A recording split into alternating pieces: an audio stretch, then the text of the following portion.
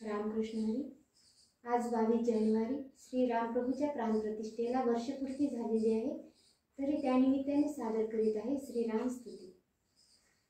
श्रीराम श्रीराम श्रीरामचंद्र कृपालु भजुमन हरण भव भय दारुणं नवकंज लोचन कंज मुख कर कंज पद कंजारुणं कंदर्प गणित अमित चविनव नील नीरद सुंदरं पटपीत मानहु तडित रुचि शुचि नौमि जनक सुतावरं भजु दीन बंधु दिनेश दानव दैत्यवंशनि कंदनं रघुनंद आनंद कंद कौशल चंद दशरथ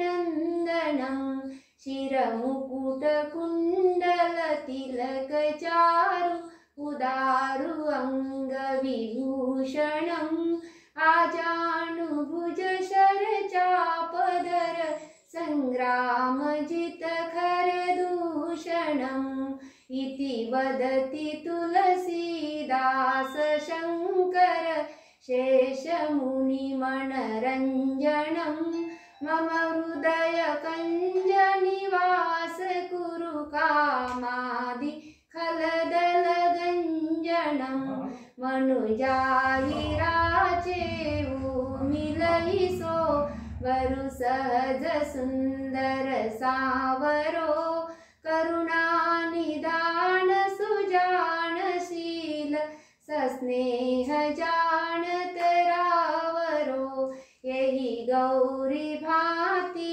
असीम सुनिशिय शिय हर्षित अली तुलसी भवानी पूजी पुनि पुनि मुदित मन मंदिर चली. सियावर